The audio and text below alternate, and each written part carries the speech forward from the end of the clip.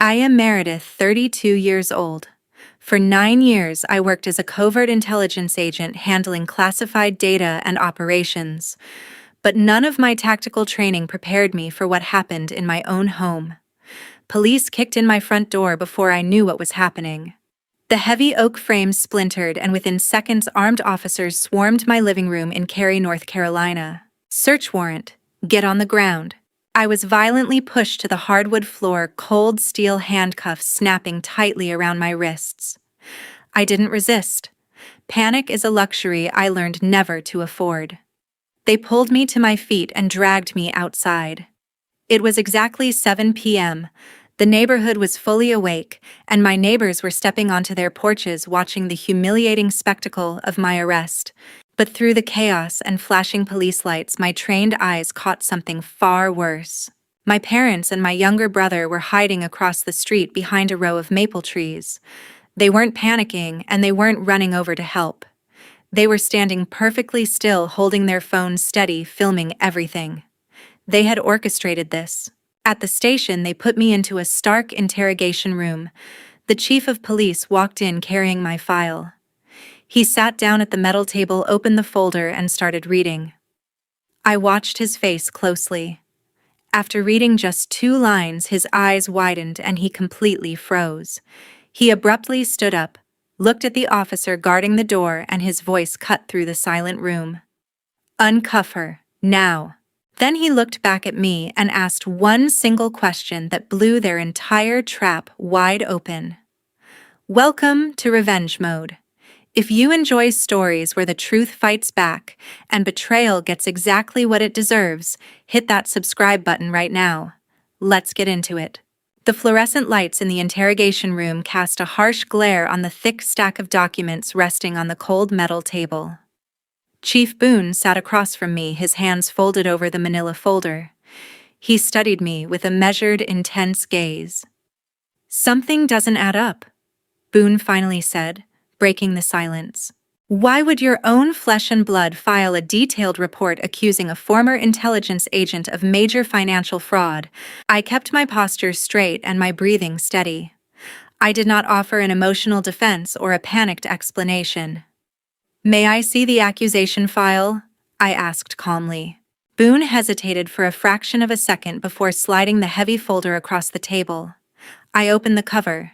The file contained a comprehensive power of attorney and multiple high-value wire transfer orders. I did not read the text first. I evaluated the physical construction of the evidence. I rubbed the top sheet between my thumb and index finger. The gloss and friction were entirely wrong. "This is standard store-bought inkjet paper," I pointed out, laying the document flat. "Official estate documents prepared by a legitimate law firm utilize specialized legal weight paper with embedded security watermarks. This was printed on a home office machine." Boone leaned closer, his eyes tracking my finger. I pulled out the wire transfer orders and laid them side by side. During my career, I spent years verifying cross-border financial documents, hunting down illicit funds. I recognized the structural errors immediately. "These transfer requests are fabricated," I stated. "Look at the banking details. The routing and ABA numbers do not align with the standard formatting for this specific financial institution. Furthermore, the SWIFT code listed for the offshore receiving bank is missing its final security checksum character. It is a mandatory alphanumeric digit used to verify the destination. Whoever drafted this simply copied a partial code from a generic online template." Boone pulled a pen from his pocket and made a quick note on his pad. "Keep going," he instructed. I turned to the third document, the primary power of attorney. At the bottom of the page was the signature of my grandfather, Russell. I brought the page closer to the harsh overhead light and examined the delicate curves of the ink. "My grandfather did not sign this," I said. "Observe the thin edges of the ink strokes." Boone squinted at the paper. "The edges are heavily pixelated," I explained. "There is zero natural ink absorption into the paper fibers. It is entirely flat. This is a digital artifact. They used basic photo editing software to crop his signature from an old, unrelated piece of paper and digitally pasted it onto this document before hitting print. I shifted my finger slightly to the left, pointing at the official notary stamp. And here is the most glaring procedural failure, I continued. The notary seal is positioned completely underneath the signature.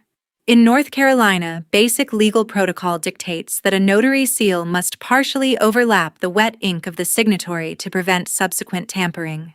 The person who forged this applied a digital notary image to the file first, then pasted the signature over it.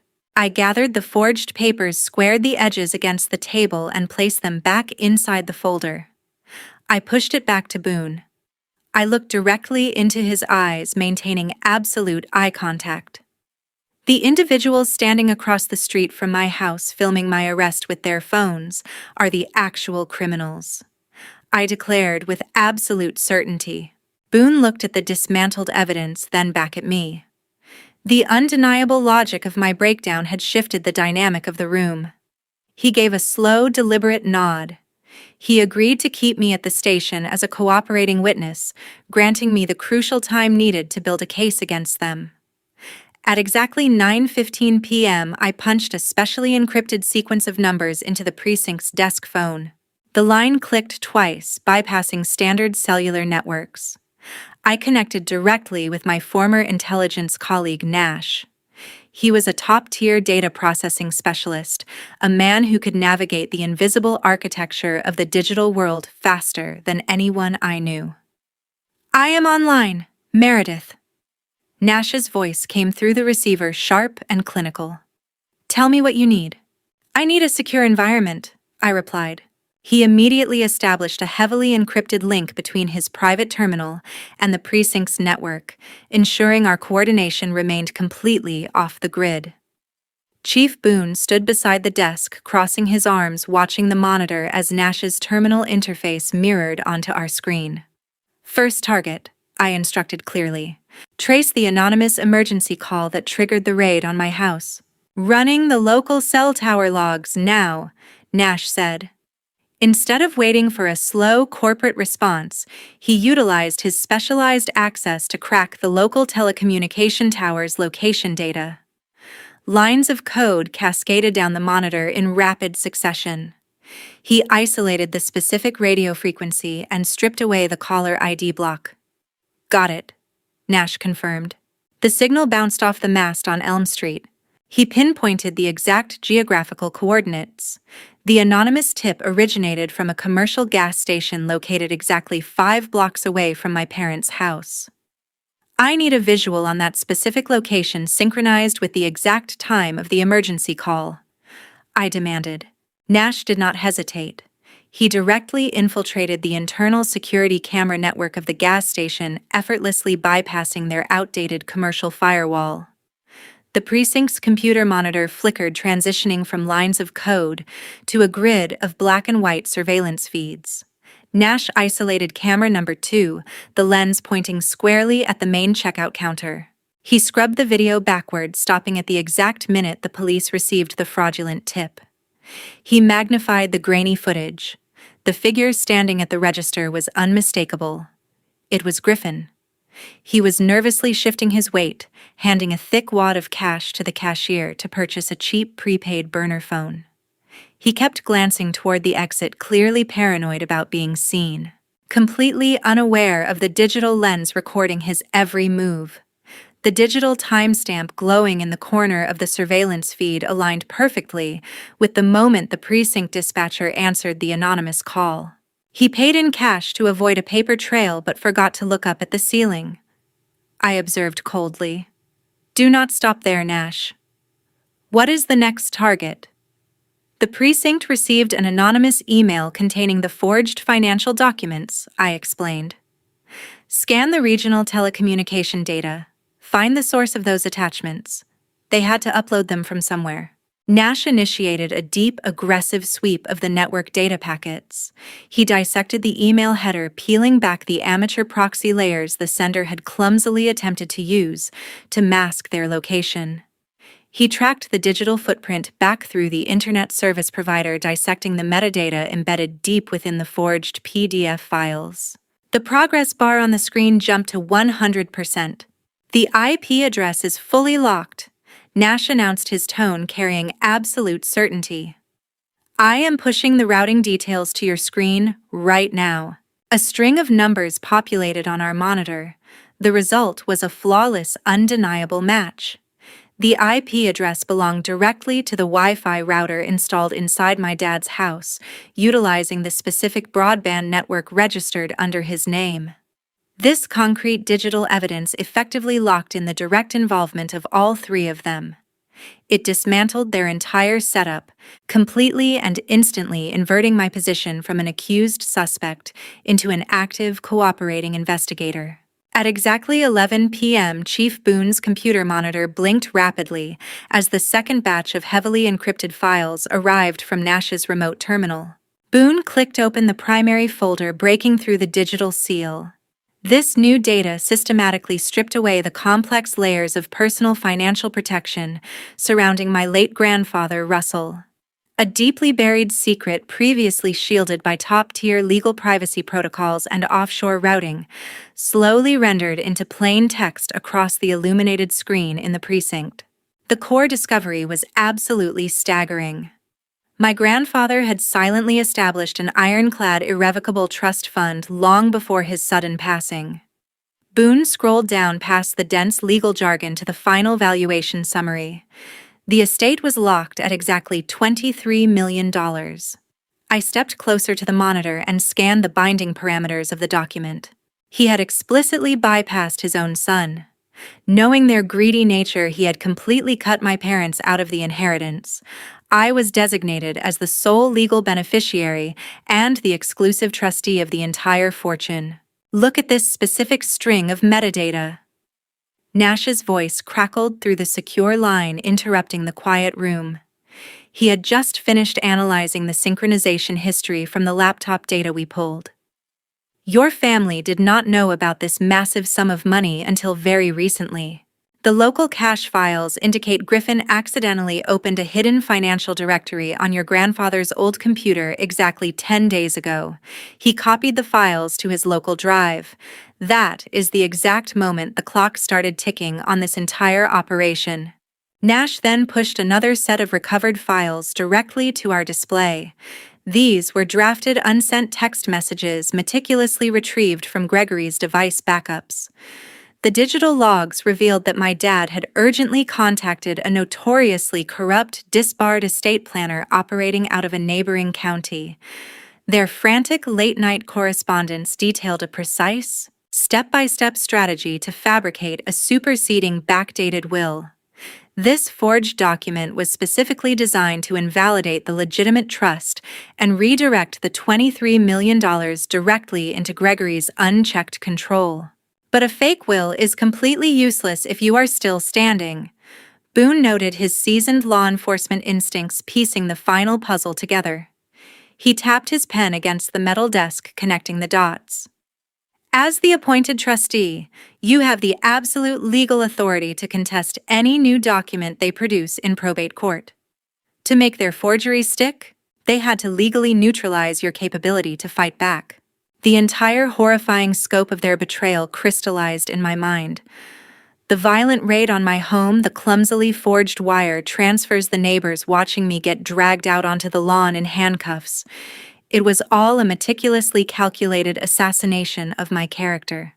Under corporate and estate law, an individual actively facing federal financial fraud charges is immediately deemed legally unfit to execute a fiduciary duty.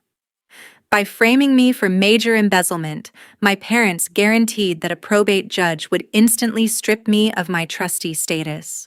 With me locked inside a holding cell fighting a massive criminal case and legally incapacitated, Gregory could present his fake will completely unopposed. The $23 million would quietly slide right into their bank accounts while I faced federal prison time. Their true devastating motive was now fully exposed under the harsh station lights, revealing a level of greed that completely shattered any remaining illusion of family. At exactly 1:30 a.m. the following morning, the direction of the investigation abruptly pivoted toward a far more brutal crime. The digital files on the monitor presented a clear timeline of financial desperation, but my trained mind immediately began cross-referencing those exact dates against a much darker event. My grandfather Russell had passed away suddenly just 2 months prior. The official medical examiner's report listed his official cause of death as acute heart failure. At the time, it seemed like a tragic, completely natural consequence of his advancing age. However, aligning the frantic, rushed timeline of Gregory's forged legal documents with Russell's sudden, unexpected demise completely shattered that innocent narrative. The timing was far too perfect to be a coincidence. If my parents desperately needed that fabricated will to legally secure the trust fund, they absolutely needed Russell eliminated before he could publicly expose their actions or lock down his accounts. Nash, pivot your search parameters entirely. I instructed through the secure communication link. Pull the personal financial records for my mother. Target Peggy's secondary unmonitored credit lines and offshore holding accounts. A few moments later, Nash seamlessly bypassed the bank's external security architecture and accessed her private ledger. The transaction history populated the screen, scrolling rapidly until a massive financial anomaly halted the feed. The numbers glared back at us in stark white text. "I have a massive red flag," Nash reported, his voice tight. A singular, authorized payment of $30,000 was wired directly from her account to a private concierge physician operating locally. I stared at the screen, checking the exact digital timestamp of that massive wire transfer. The payment was fully processed and cleared exactly 48 hours before Russell took his final breath. You do not pay a private doctor $30,000 for a routine medical consultation. You pay that exorbitant amount of money for absolute silence and a very specific lethal service. "We need the internal medical logs right now," I said, my voice dropping to a harsh, cold whisper. "Break into the regional medical database and pull that specific doctor's internal prescription history for that exact week." Nash's keyboard clattered relentlessly over the audio feed. He breached the central pharmacy repository and isolated the corrupt doctor's credentials. The restricted prescription log flashed onto our monitor.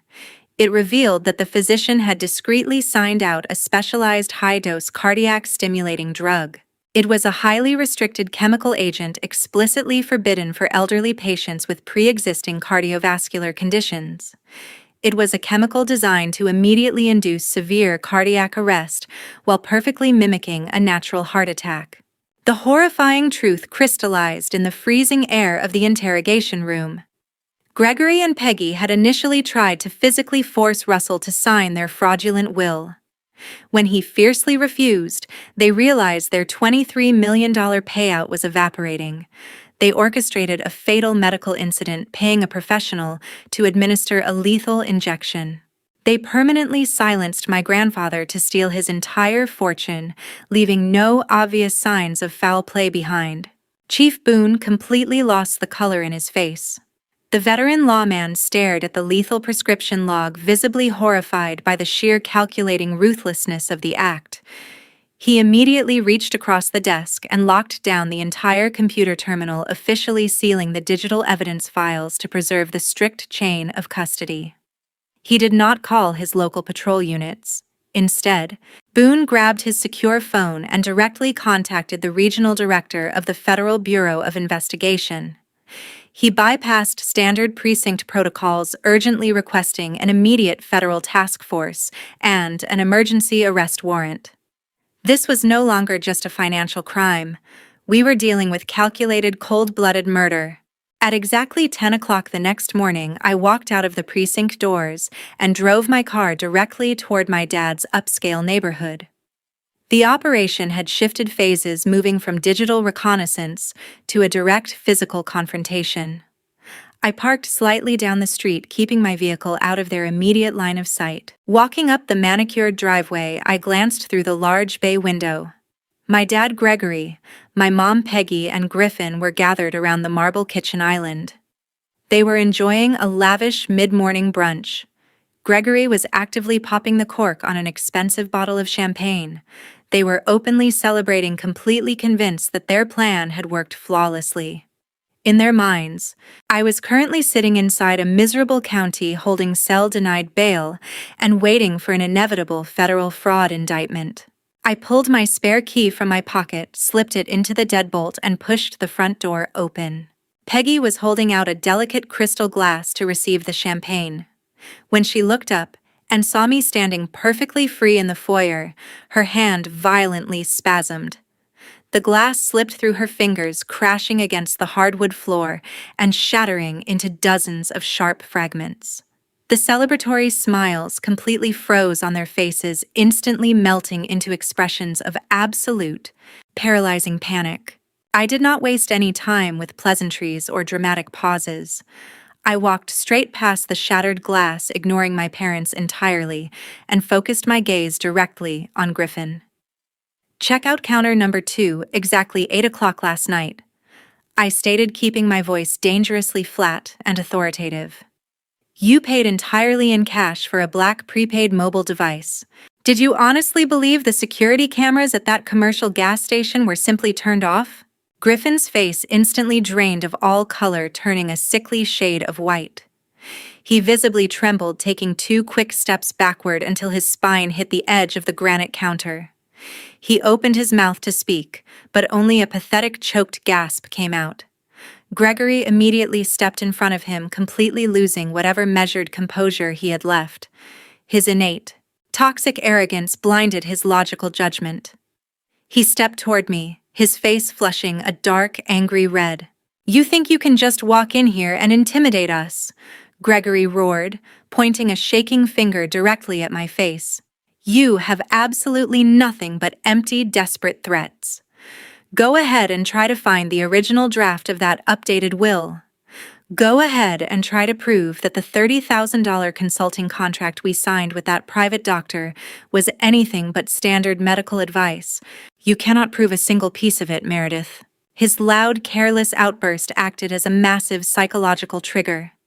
Peggy let out a sudden, terrified shriek. She spun around, lunging toward the glass coffee table in the center of the living room. She desperately grabbed Griffin's silver laptop. Lifting the heavy machine high above her head, she violently slammed it down against the sharp corner of the table. She was desperately trying to physically destroy the internal hard drive. The screen cracked loudly and pieces of plastic casing flew across the expensive rug. Her frantic, destructive action was the ultimate, undeniable admission of their collective guilt. I did not flinch, and I certainly did not move to stop her. I simply stood in the center of the room with my arms firmly crossed, watching them systematically destroy themselves. Beneath the rigid collar of my jacket rested a high-grade FBI micro-recording device. Every single arrogant challenge, every detailed confession, and the unmistakable, violent sound of physical evidence destruction was streaming live directly to the federal agents waiting nearby. At exactly 11:15 a.m., the piercing wail of multiple sirens tore through the quiet peace of the neighborhood. Tires screeched against the asphalt as heavily armed FBI tactical units and Chief Boone's patrol cruisers completely surrounded the property. Before Gregory could even process the flashing red and blue lights, the heavy oak front door was kicked off its hinges. A specialized federal breach team swarmed the foyer, their boots pounding against the expensive tile. They instantly secured every hallway window and rear exit, establishing an absolute lockdown of the entire perimeter. "Federal agents, get on the ground and show your hands," the lead tactical commander barked, advancing rapidly into the living room with his weapon drawn. Gregory tried to take a defiant stance, but 2 agents immediately closed the distance. They grabbed his shoulders, sweeping his legs out and pinning him face down against the hardwood floor. Another agent intercepted Peggy. The agent forcefully snatched the cracked, battered laptop from her trembling hands, securing it inside a static-proof evidence bag before she could inflict any further physical damage to the internal hard drive. Simultaneously, a separate evidence retrieval team moved into the adjacent home office, locating and slapping federal tamper-evident tape directly across the digital keypad of Gregory's hidden wall safe. The sheer velocity of the raid shattered Griffin's psychological defense mechanism. Watching the federal tactical team dismantle his family's illusion of control was too much for his fragile ego. His knees buckled immediately, and he collapsed heavily onto the marble floor, sobbing uncontrollably. "You have the right to remain silent," an arresting agent stated, firmly grabbing Griffin's wrists to secure them tightly behind his back. "Anything you say can and will be used against you in a court of law. You have the right to an attorney. I want a lawyer. I want to make a deal." Griffin screamed frantically, his voice cracking in panic as the cold metal locked around his skin. He completely abandoned his parents, begging for leniency. It was all their idea. They paid that private doctor $30,000 to change the heart medication. I only bought the prepaid phone at the gas station. I swear to God. "Shut your mouth, Griffin!" Gregory roared from the floor, struggling violently against the agents pinning his arms. The sharp metallic click of heavy-duty steel handcuffs echoed through the room as they were ratcheted tightly onto Gregory and Peggy's wrists. Gregory furiously shouted out curses, throwing wild, baseless threats at Boone and the federal agents. Peggy sobbed hysterically, stammering out pathetic, disjointed excuses about simply trying to protect their rightful family assets. Their noise meant nothing. The federal agents ignored every single word, dragging them roughly to their feet. The audio recording device hidden beneath my collar had already provided all the ironclad actionable evidence the authorities required. The agents escorted all three of them out of the house and marched them down the long driveway toward the waiting armored transport vehicles. The commotion had drawn out the entire street. Dozens of wealthy neighbors were standing on their manicured lawns, holding up their smartphones to record the shocking spectacle. Gregory and Peggy ducked their heads, desperately attempting to hide from the glaring camera lenses. They were now tasting the exact same bitter public humiliation that they had so gleefully orchestrated for me just hours prior. I did not follow them down the driveway. I simply stood leaning against the splintered frame of the front door. I crossed my arms and watched them get shoved into the back of the federal vehicles. My eyes were completely cold, devoid of even a single trace of pity. I felt absolutely nothing but clinical indifference as I watched the people who shared my bloodline get thoroughly and irreversibly crushed by the uncompromising weight of the law. 10 months later, the gavel struck the sounding block with a final resonant thud, effectively closing the federal sentencing hearing. The courtroom was stifling, packed with reporters and legal observers who had followed the high-profile case from the initial raid. Standing at the defense table, Gregory and Peggy looked withered, their arrogance finally stripped away by the harsh reality of their situation. The federal judge handed down the maximum sentences for wire fraud, document forgery, and conspiracy to commit foul play. They were sentenced to substantial federal prison terms without any possibility of early parole. They would spend the prime years of their lives behind bars, their freedom permanently extinguished by their own greed and the weight of the evidence we presented. Griffin stood separately, looking small and defeated in his ill-fitting suit. He received a 5-year sentence for his role as an accomplice. His cooperation with the FBI had earned him a slight reduction, but his future was effectively incinerated. His professional reputation, his social standing, and his once promising prospects had been ground into dust by the reality of his criminal choices. I walked out of the heavy double doors of the courthouse into the bright, uncompromising afternoon sun. I immediately met with my legal counsel to finalize the last of the paperwork. I formally petitioned the court to revert to my maiden name, legally severing the final lingering thread of identity I held with them. I signed the documents officially erasing their name from my legal existence. I walked away from the courthouse steps without looking back. There were no final words, no emotional confrontations, and absolutely no room for forgiveness. The chapter was closed. With the legal chaos finally settled, I moved forward with the full administration of Russell's estate. The trust fund was finally under my complete control. I immediately transferred a significant portion of the inheritance to establish a permanent charitable foundation in his name, dedicated to supporting ethical healthcare research and providing medical advocacy for the elderly. The remaining funds allowed me to secure my own future, building a life defined entirely by my own choices, free from the suffocating shadows they had cast over my past. Reflecting on this ordeal, I have learned that bloodline is never a guarantee of loyalty. Sometimes the very people you share a dinner table with are the ones hiding a blade behind their backs, ready to dismantle your existence for a number in a bank account. More importantly, when you are cornered by malicious, sophisticated lies, panic is the ultimate act of self-destruction. Only absolute composure, a cold analytical mindset, and a mastery of the digital trail remain the sharpest weapons to tear through the veil of deception, because in this digital age, every single crime inevitably leaves a permanent scar of evidence.